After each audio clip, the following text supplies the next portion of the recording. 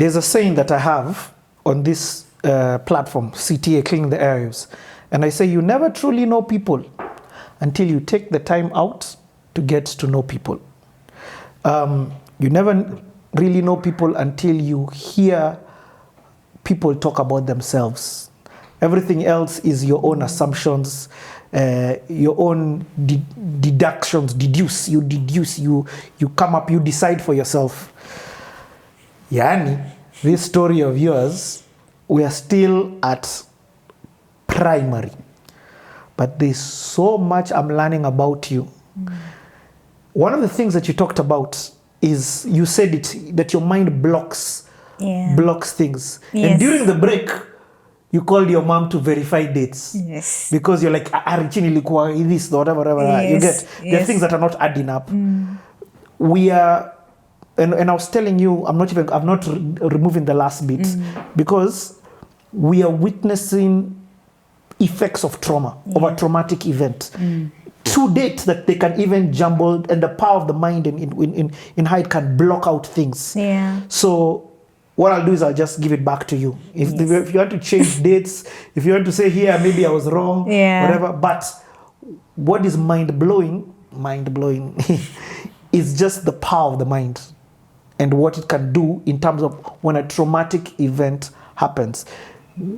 This for me has been powerful to just watch. Yeah. So over the break, nimekuambia, hey Richie, pause there. We need to go back. Rewind. So do you remember when we started, I mentioned at some point that I feel like there's a portion of my childhood that my brain has blocked.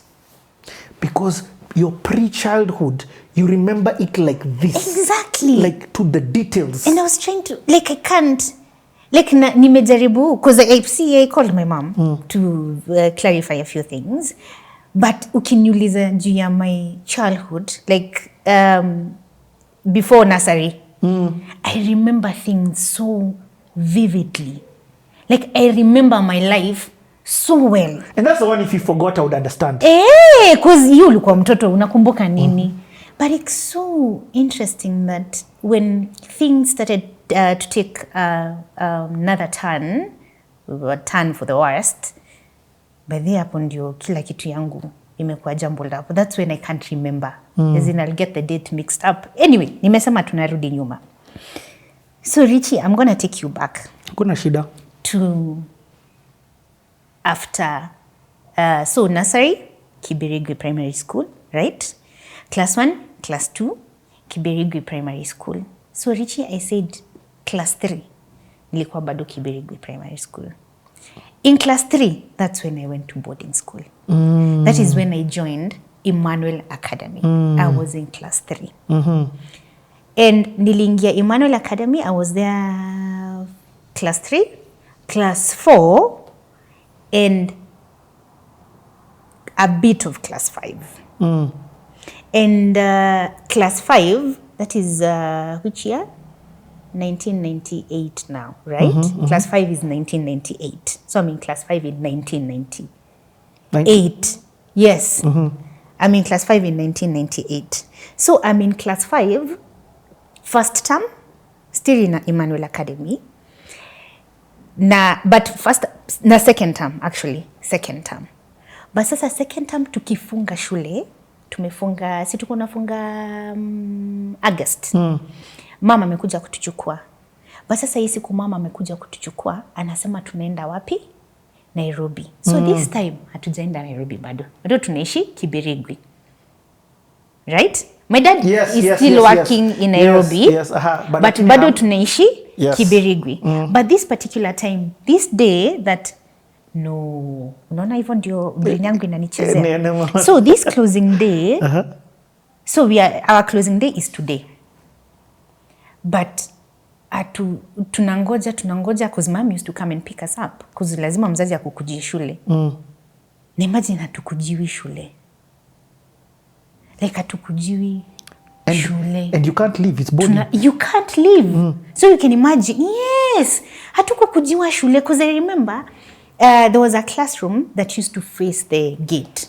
So hiyo class ndio tulienda tukakaa, cause watu walikuwa wanaenda wanakaa hiyo class, unachungulia kwa gate, uone mzazi wako akiingia, unajua yeah, it's time to go home. Unakimbia, unachukua bag zako, you meet with your parent, your teachers give you clearance form, then you go home, right? So on this particular closing day, leo ndio closing day, tumejitayarisha nini, tuko ready kwenda nyumbani. Remember, niko na my big sister in the same school na niko na our small sister Njesh mwenye ananifuata. Sisi wote at this time tuko hiyo shule, sisi wote hatukuji kuchukuliwa shule. So siku inaisha, inafika jioni, nashangaa do you remember there is no mobile phones, hakuna njia ya kucommunicate nini ina happen. So sinabidi tulale shule because tusipochukuliwa si unakaa tu. But I remember it was us and a few other students wenye wako wamekujiwa. So tumelala, of course tukalia hiyo siku juu kama huja kujua na mzazi wako, unashindwa na watu wameenda nyumbani, umebaki shule unafanya nini. So I remember the following day tunarudi kwa ile class tu. We go back to the same class, the same window. From morning you're there hanging by the rails, looking at the gate, waiting for somebody to come and pick you up. And who do we see? You see my uncle, brother to my dad, the last born actually in their family. His name is, tunamwitanga Uncle Gitari. So we see him coming through the gates and you're like, kwa nini uncle ni anakuja kutuchukua? It's not my mom who picks us up. So tunashindwa, uncle amekuja kutuchukua kwa nini? Anyway, we are excited that there is actually somebody who's shown up. So we can actually get to go home. So Uncle Gitari is the one who picks us up. But of course we have so many questions for him. Dadi yako wapi, mami yako wapi? Dadi yako wapi, mami yako wapi, kwa nini hawajatukujia nini? But I remember him telling us, actually sasa hatuendi home, tunaenda Nairobi. And of course that makes us very excited. He doesn't tell us anything. So we are very excited. Hey, tunaenda Nairobi. Anasema mami yako Nairobi na dadi yako Nairobi. So tunaenda wapi? Nairobi. We are very excited. So tunaingia kwa matatu. Of course that was the only need. Tunaingia kwa matatu, tuende Nairobi. So tunafika Nairobi, tunaingia kwa matatu zingine. Hizi matatu zinatupeleka hospitali. So tunaingia hospitali, tunashangaa, hospitali tunakuja kufanya nini? So of course they do whatever they do at the reception. He does whatever he does at the reception. And then he's like, this way. So tunafuata nurse tukienda. And we walk into one of the rooms, the wards. Afu tunapata ni baba yetu kwa kitanda and my mom is seated by his side. So tunashanga. We are excited to see them because ni watoi. Yes. But of course uko excited, afu nashanga kwa nini dadi amelala? And that is when we learn that dadi amepata nini? Amepata stroke. Hold on. Your mind has messed this thing so much that you were telling us before that you were in a school in Nairobi. Yes. I was not in a school in Nairobi, Richie. What? I was not in a school in Nairobi, Richie. Do you know, this is not something small that you have jumbled up. This is a complete new story. A complete new story. I had to call my mom. And my sister was texting saying if whatever I need information she can give me. Because my mind has completely blocked that part of the story. Wow. You know, I'm listening to you. I even wanted to interfere and tell you, you've got your story wrong because sababu ulikuwa Nairobi. I was not in Nairobi. Yes. So tumefunga shule, hatujakuja kuchukuliwa. Tumekuja kuchukuliwa, tumeenda Nairobi, tuko kwa ward. So I know, Judy, I need to ask this question again. You've not moved at all to Nairobi? No, we've not yet moved to Nairobi. You've not yet moved to Nairobi? Yes. When you found out that your dad was sick? Yes. So, oh my God, Judy, you created a whole new narrative about a life with your dad in Nairobi healthy. And living a good life. Yeah. This is this is the first time in my life that I am understanding trauma from this perspective. Yeah. Okay.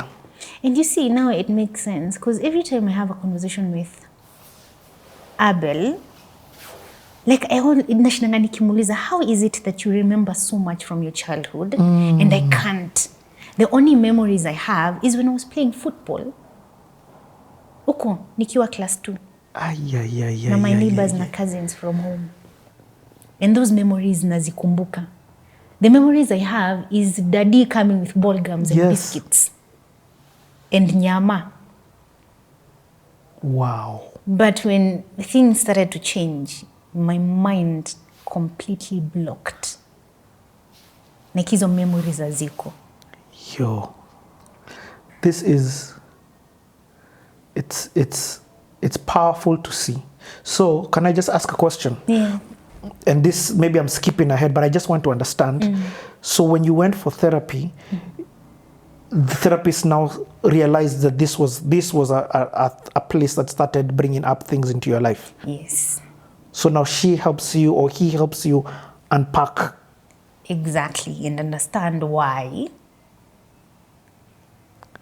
Why I am the way I am. Why I do things in a certain way, and somebody else will not do the same thing the way I did it. Like it just helps you unpack. But you see, bado even after therapy, unaona hiyo block bado iko. Like hiyo block.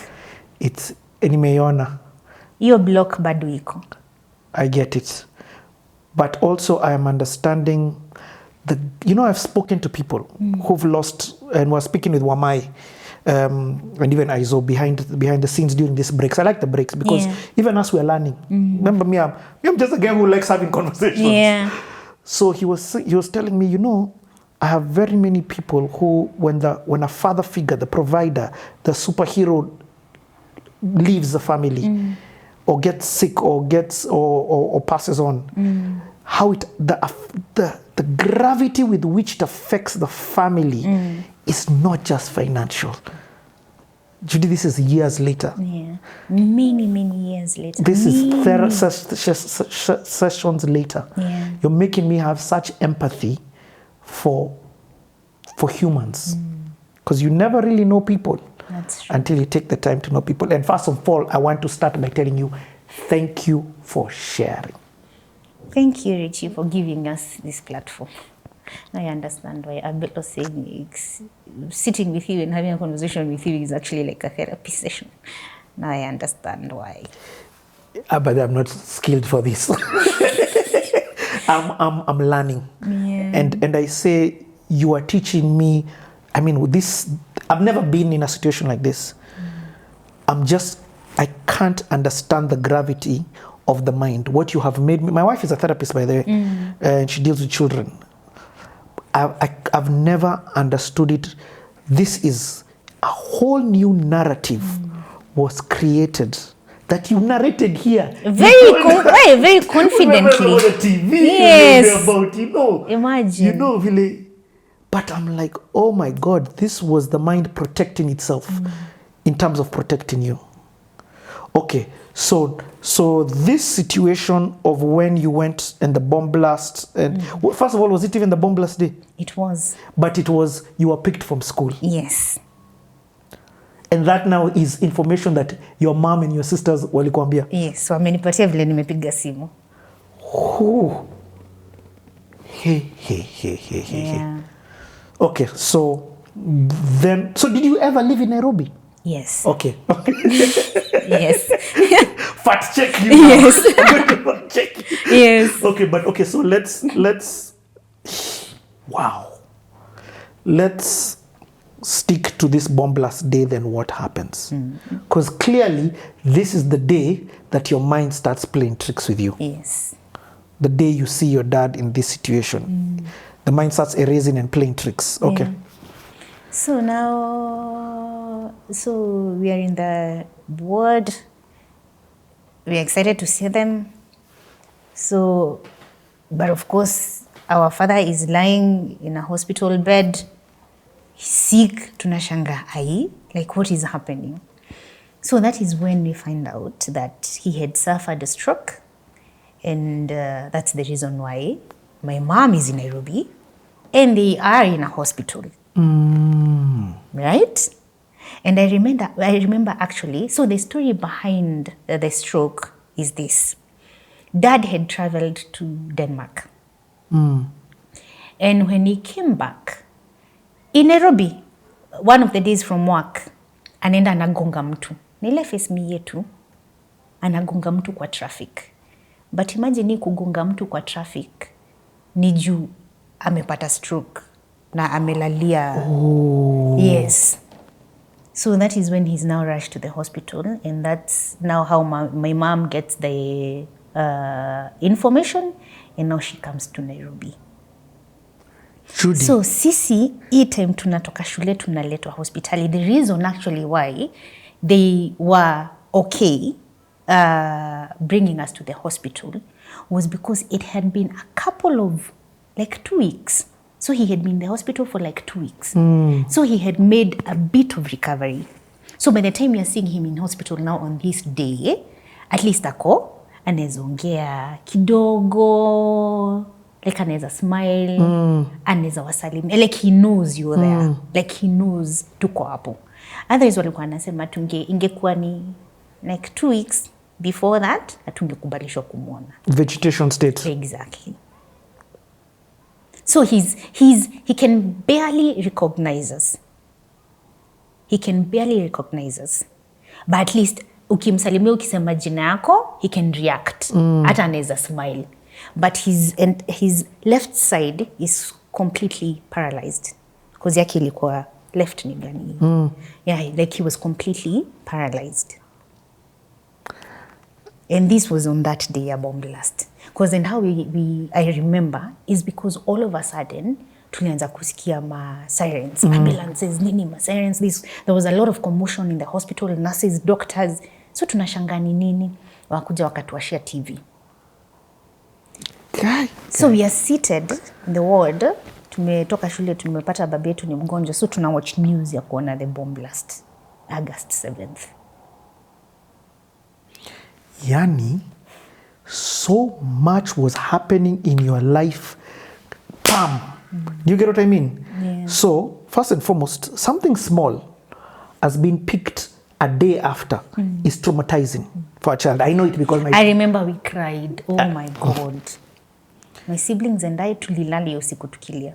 It is tied to rejection. I know it because that happened to me. You see, even when you said it started it brought, I'm like, even me, I remember. And I remember when we were in school, it was just me and one of the class 8 boys. It's like the memory is so vivid. Number 2, you're picked and you're taken, and the first time you're seeing your dad is in this state. Yeah. Then number 3, the world is ending from your world. Yes. Bombs and thingies because of what has been switched on. I get where your mind did that. So let me now ask this question. So you really didn't come to Nairobi because it was a plan? No. That was even a story your head gave you? Yes. You came to Nairobi, you moved to Nairobi because your dad was sick. And we moved to Nairobi so that my mom Can take care of my him. dad. This is something else that we've witnessed. This wasn't a planned. Oh my God.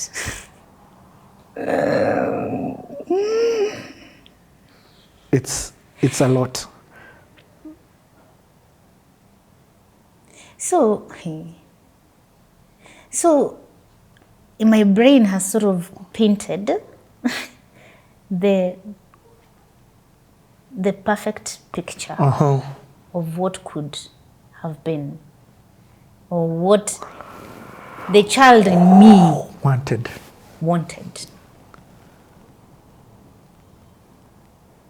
But kumbe things are completely different. So we moved to Nairobi because my dad was sick and my mom needed to take care of him.